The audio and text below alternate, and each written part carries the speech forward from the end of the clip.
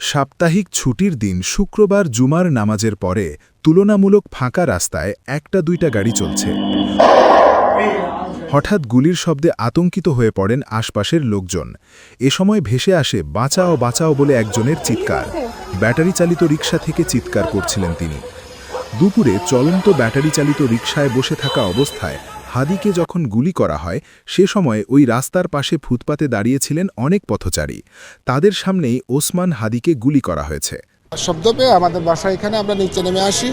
আসার পরে আমরা এখানে দেখি একজন লোক গুলিবিদ্ধ, উনি রিক্সায় ছিলেন, দুইজন আরোহী ছিলেন এবং একটা মোটরসাইকেল এখান থেকে গুলি করে চলে গেছে। এই জায়গায় গুলি করা হয়েছে, অর্থাৎ এই জায়গায় গুলি করার সাথে তিনি রিক্সাতে পড়ে গেছেন। তার সাথে দুইজন, একজন ছোট সাথী ছিলেন আর একজন বড় মিডিয়াম সাইজের মানুষ ছিলেন সাথে।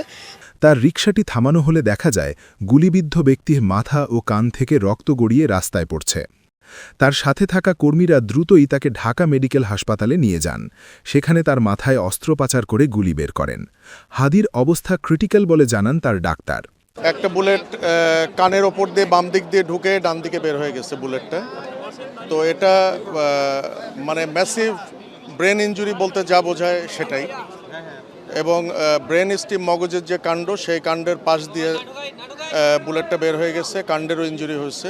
আমরা খুলিটা খুলে রেখে দিচ্ছি বাম দিকে, কারণ বাম দিকে হলো এক্সিট উন্ড, ওখানে মগজ বেশি ক্ষতিগ্রস্ত হয়েছে।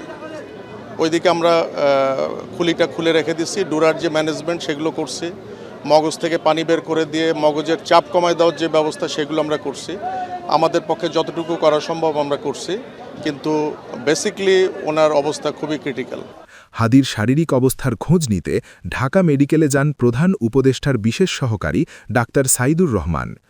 আগামী 72 ঘন্টায় এটা খুবই ক্রিটিক্যাল। মানে এই অবস্থায় ব্লাড দিয়ে এবং এই যে ফ্ল্যাকচুয়েটিং ডাইনামিক অবস্থাতে আমরা কোনো রকমভাবেই কোনো স্টেটমেন্ট পরিষ্কার দেওয়া কঠিন।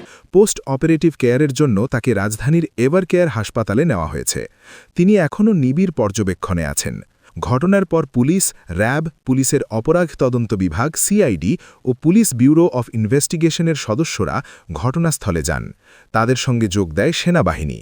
আইন শৃঙ্খলা রক্ষাকারী বাহিনীর সদস্যরা ক্যামেরার ফুটেজ নিয়ে হামলাকারীদের শনাক্তের কাজ শুরু করে। আমরা ক্রাইম সিন টিম আমরা কর্ডন করেছি এবং রক্তের কিছু আলামত আমরা সংগ্রহ করেছি।